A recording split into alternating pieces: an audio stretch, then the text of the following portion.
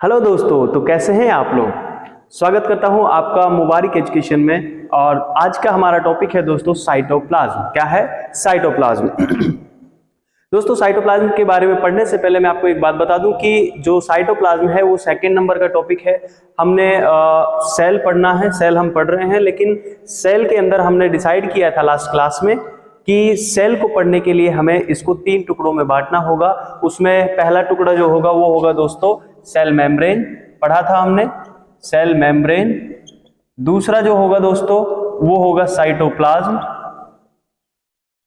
और तीसरा जो पॉइंट होगा वो होगा दोस्तों न्यूक्लियस। ऐसा हमने लास्ट क्लास में ऑलरेडी पढ़ लिया है कि भैया हमें अगर सेल को पढ़ना है तो उसको 3 टुकड़ों में बांट करके इन 3 टुकड़ों को हमें अच्छे से समझना होगा। अगर हमने ये 3 चीजें समझ ली तो हमें सारी की सारी सेल की स्ट्रक्चर पूरी की पूरी समझ में आ जाएगी। जिसमें से हमने ये वाला टुकड़ा जो है सेल मेम्ब्रेन लास्ट क्लास में पढ़ा था। आज कल की जो क्लास हुई थी हमारी सेल मेम्ब्रेन की थी, जिसमें हमने सेल मेम्ब्रेन के बारे में संपूर्ण जानकारी ले ली थी। उसके बाद में जो दूसरा पॉइंट आता है दोस्तों सेल मेम्ब्रेन के बाद में आता है वो आता है साइटोप्लाज्म, और उसके बाद में हमने पढ़ना है न्यूक्लियस। तो न्यूक्लियस को बाद में पढ़ेंगे और सेल मेम्ब्रेन को अपन पढ़ चुके हैं। तो अब कौन से टॉपिक की बारी है? साइटोप्लाज्म की। दोस्तों साइटोप्लाज्म कुछ नहीं है, साइटोप्लाज्म मतलब होता है पानी। क्या होता है? पानी। लेकिन किस चीज का पानी? दोस्तों ये सेल का पानी होता है। ठीक है, सेल का पानी मतलब देखो, जो ये एक छोटा सा मैं दोबारा से एक स्ट्रक्चर बना दे रहा हूं आपको। ये सेल मान लीजिए, ठीक है, इसके अंदर ये न्यूक्लियस हो गया, मान लो ये क्या हो गया? न्यूक्लियस। उसके बाद में ये दोस्तों सेल मेम्ब्रेन मान लो इसको, ठीक है, ये सेल मेम्ब्रेन हो गई। उसके बाद में अपन मान लेते हैं ये हमारी जो है माइटोकॉन्ड्रिया हो गई। Okay, mitochondria. ये न्यूक्लियोलस हो गया, इसके अंदर ऐसे फ्लूइड टाइप में भरा होता है, ये तो आप लोग जानते ही हैं। उसके बाद में इसमें कुछ छोटी छोटी स्ट्रक्चर होती हैं इस तरह से, इनको अपन बोल देते हैं राइबोसोम। राइबोसोम बोल देते हैं। उसके बाद में इसमें कुछ ऐसी भी स्ट्रक्चर पाई जाती है जिसको अपन बोल देते हैं सेंट्रोसोम। ये बहुत सारी स्ट्रक्चर होती है, अपन सारी चीजें नहीं बताऊंगा। मैं सिर्फ क्या बताना चाह रहा हूं, मैं बताना चाह रहा हूं कि इस सेल के अंदर कुछ पानी जैसा फ्लूइड भी होता है इस सेल के अंदर, जो कि हमने पढ़ा था, जिसको हमने साइटोप्लाज्म कहा था। तो दोस्तों जो ये अंदर का मटेरियल है इसी को अपन क्या बोल देते हैं? साइटोप्लाज्म बोल देते हैं। क्या बोल देते हैं? साइटोप्लाज्म। ये सेल का पानी होता है बेसिकली। ठीक है, तो इसके लिए लिखेंगे it is a jelly like substance. ये एक जेली लाइक सब्सटेंस होता है। जेली जो अपन खाते हैं ना, जेली थोड़ी गाढ़ी होती है, चिकनी होती है, उस तरह का सब्सटेंस होता है। मतलब ये क्या है? जो जेली अपन खाते हैं समोसे के साथ में, उस जेली की तरह होता है, थोड़ा गाढ़ा होता है। ठीक है, जेली लाइक सब्सटेंस होता है जो कि प्रेजेंट होता है कहां पे? विच present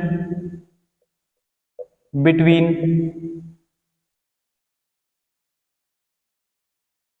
cell membrane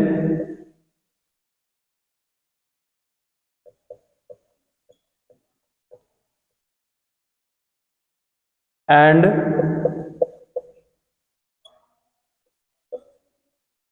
nuclear membrane।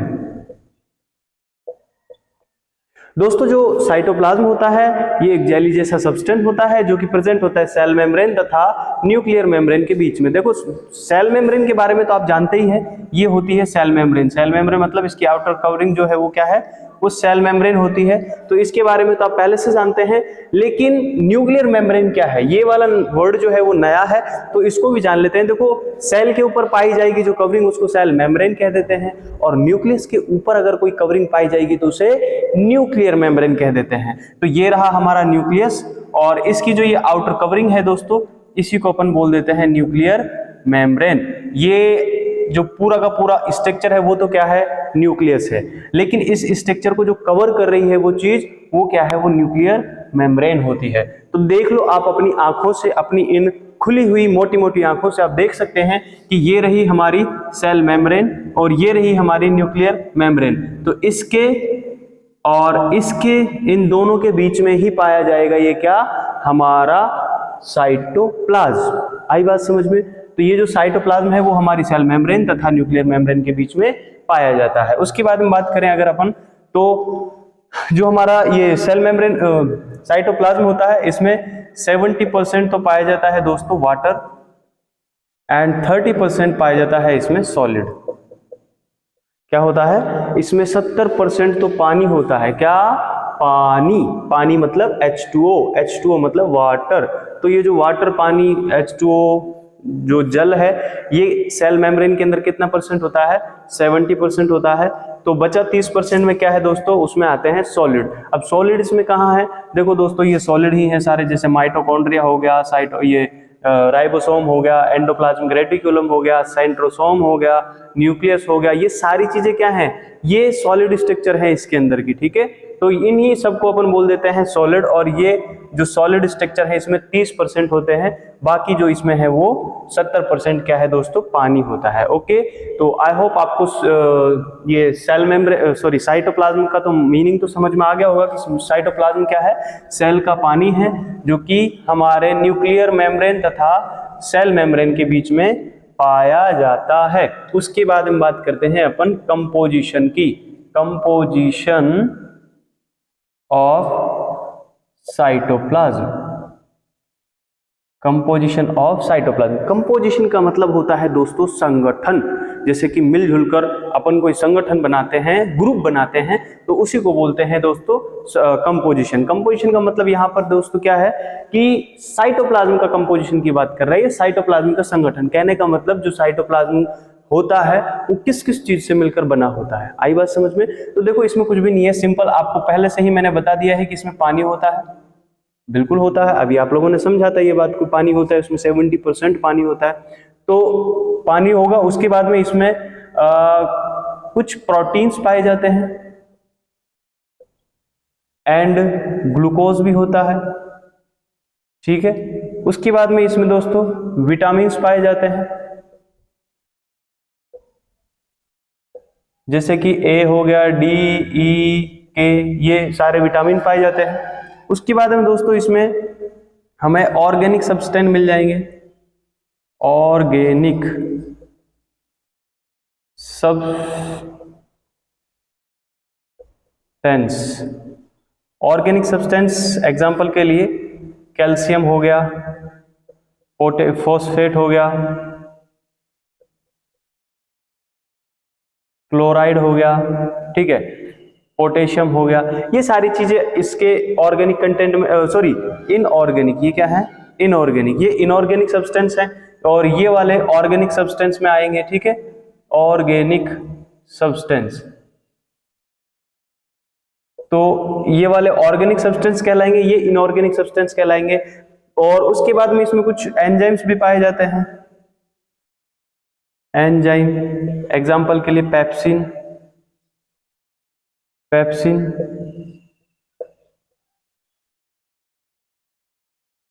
Trypsin, pepsin, trypsin, etc. तो दोस्तों ये इसका सिंपल हमने बना दिया है, क्या बोलते हैं इसको, कंपोजिशन है इसका।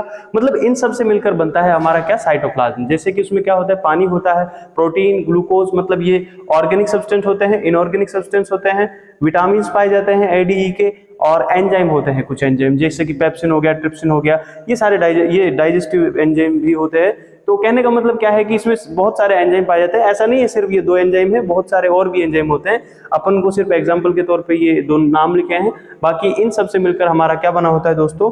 इन सब से मिलकर हमारा बना होता है साइटोप्लाज्म। उसके बाद में साइटोप्लाज्म के अंदर जो इंपॉर्टेंट और मोस्ट इंपॉर्टेंट पॉइंट बचा हुआ है वो है दोस्तों क्या? अभी सीखेंगे क्या, इसको मिटा देते हैं, दोबारा से बना लेंगे, कोई इश्यू नहीं है। अब आता है दोस्तों structure found in cytoplasm. Structure found in cytoplasm, इसका मतलब है कि साइटोप्लाज्म के अंदर स्ट्रक्चर कौन कौन सी पाई जाती हैं।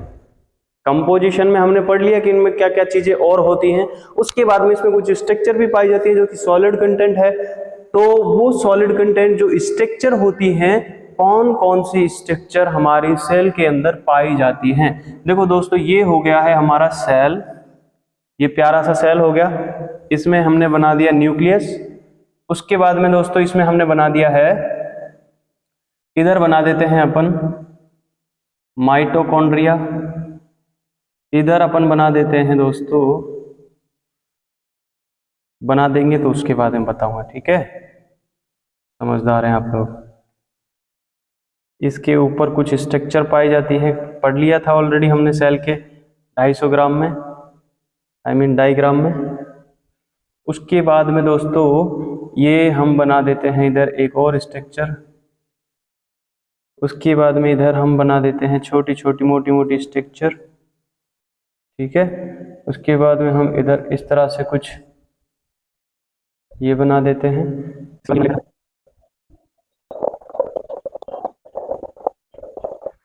दोस्तों ये हमारी सिंपल एक स्ट्रक्चर बना दी है हमने सेल की। अब आपको मैं बताता हूं कि इसके अंदर कौन कौन सी स्ट्रक्चर पाई जाती हैं। एग्जांपल के लिए हम सीखते हैं, वैसे मैंने सेल का डायग्राम आपको लास्ट क्लास में बहुत अच्छे से समझा दिया था कि सेल के अंदर कौन कौन से चीजें पाई जाती हैं और कौन कौन से किस तरह का इसका डायग्राम बनता है। बहुत सुंदर डायग्राम है, अगर देखना चाहते हो तो लास्ट क्लास को देख लो, ठीक है। तो सबसे पहले देखो इसमें ये क्या है हमारा, ये हो गया है न्यूक्लियस, ये तो आपको पता ही है ना, ये न्यूक्लियस हो गया। ये स्मूथ ER हमने पढ़ा, ठीक है। ये माइटोकॉन्ड्रिया हमने पढ़ा था,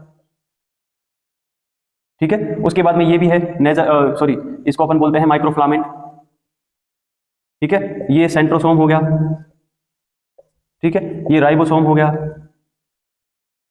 ये रफ ER हो गया, ये सेल मेम्ब्रेन हो गया। दोस्तों हम इधर एक एक पॉइंट को सबको लिखेंगे, है ना, इसमें बहुत सारी चीजें हैं जो मैंने नहीं लिखी हैं, तो सबको पहले लिख लेते हैं अपन। क्या लिखेंगे सबसे पहले हम लिखेंगे, तो पहला है माइटोकॉन्ड्रिया, दूसरा है राइबोसोम, तीसरा है सेंट्रोसोम, चौथा है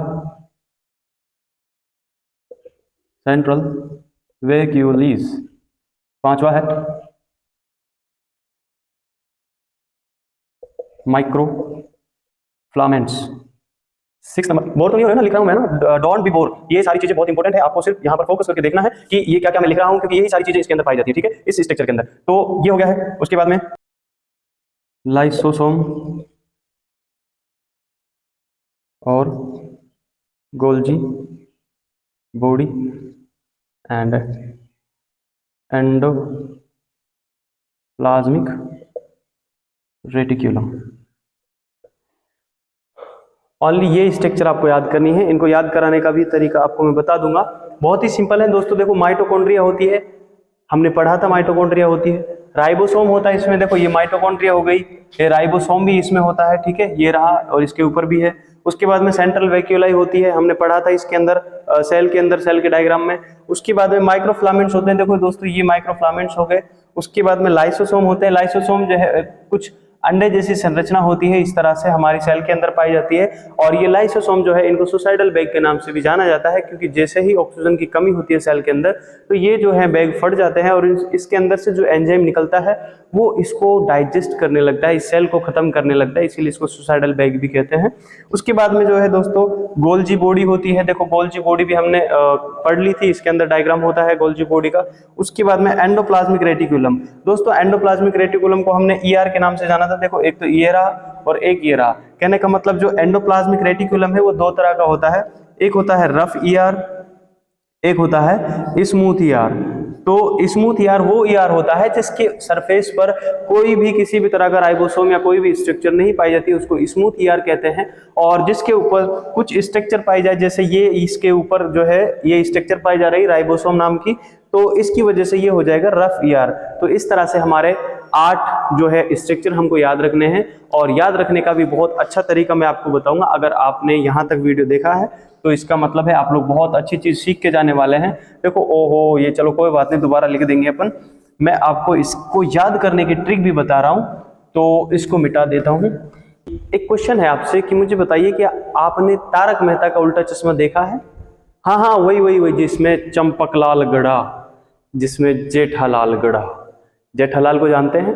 तो दोस्तों देखो, जेठालाल का जो पापा जी होता है उसको बोलते हैं चंपकलाल जी, ठीक है, चंपकलाल गड़ा उसका नाम होता है। और जेठालाल की एक दुकान होती है जिसमें वो इलेक्ट्रिकल आइटम्स जो है सेल करता है, ठीक है। तो उसी से हमारी एक ट्रिक है कि जो उसकी दुकान है उस पर उसने नाम लिखाया हुआ है mister Champak Lal ji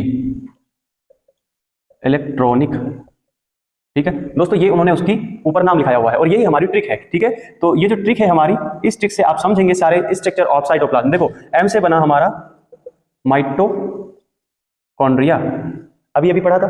are से बना हमारा राइबोसोम, जस्ट अभी समझा है। चंपक से बना हमारा सेंट्रोसोम, प्लस में सेंट्रल वैक्यूलिस, एक सेकेंड, वैक्यूलिस। लाल से बना हमारा लाइसोसोम, जी से बना गोल्जी बॉडी, और ई से बना दोस्तों एंडोप्लाज्मिक रेटिक्यूलम। एंडोप्लाज्मिक रेटिक्यूलम ये जो है इसके दो टाइप होते हैं। तो इससे आपके जो है लगभग सारे स्ट्रक्चर कवर होते हैं। देखो, एक माइटोकॉन्ड्रिया हो गया, राइबोसोम हो गया, दूसरा सेंट्रल वैक्यूलाई, तीसरा हो गया, उसके बाद में तीसरे नंबर पे आपका सेंट्रोसोम हो गया, चौथे नंबर पे सेंट्रल वैक्यूलाई हो गया, पांचवें नंबर पे लाइसोसोम हो गया, छठे नंबर पे आपका गोल्जी बॉडी हो गया, और सातवें नंबर पे आपका जो है ये mister Champak Lal ji, mister Champak Lal ji. Oh my God, इधर से एक चीज ये भी बच गए, इधर से भी हमें एक वर्ड निकालना है जिसको बोलते हैं अपन माइक्रोफ्लामेंट, माइक्रोफ्लामेंट। और ये सातवें नंबर पे हो गया इलेक्ट्रॉनिक से एंडोप्लाज्मिक रेटिक्यूलम, और आठवें नंबर पे हमारा माइक्रोफ्लामेंट्स। दोस्तों आपको सारी ट्रिक का मीनिंग समझ में आ गया होगा कि मिस्टर चंपकलाल जी इलेक्ट्रॉनिक्स से आप क्या समझे। एम का मतलब माइटोकॉन्ड्रिया हो गया, आर का मतलब यहाँ पर राइबोसोम हो गया। चंपकलाल में देखो तीन वर्ड्स बन रहे हैं चंपकलाल से, चंपक से तीन वर्ड बन रहे हैं। चंपक से सी बनेगा, सी से सेंट्रोसोम और सेंट्रल वैक्यूलाई। एम आ रहा है इसमें, में आ रहा है, इसीलिए इधर माइक्रोफ्लामेंट्स या फिर माइक्रोट्यूब्यूल्स। लाल से बना लाइसोसोम, जी से बना गोल्जी बॉडी, और इलेक्ट्रॉनिक से बना दोस्तों एंडोप्लाज्मिक रेटिक्यूलम। एंडोप्लाज्मिक रेटिक्यूलम दो प्रकार के होते हैं, रफ एंडोप्लाज्मिक रेटिक्यूलम और स्मूथ एंडोप्लाज्मिक रेटिक्यूलम। तो ये दोनों ही जो राइबोसोम होते हैं दोनों प्रकार के, ये दोनों राइबोसोम जो होते हैं वो प्रोटीन का निर्माण करते हैं, इसीलिए इनको प्रोटीन फैक्ट्री कहते हैं। तो आई होप आज का क्लास आपको समझ में आ गया होगा, और कुछ गलतियां या मिस्टेक हुई है तो माफ कीजिएगा। और यहाँ तक देखने के लिए धन्यवाद, एंड शेयर कीजिए अपने दोस्तों के साथ। मिलते हैं नेक्स्ट क्लास में, तब तक के लिए बाय बाय।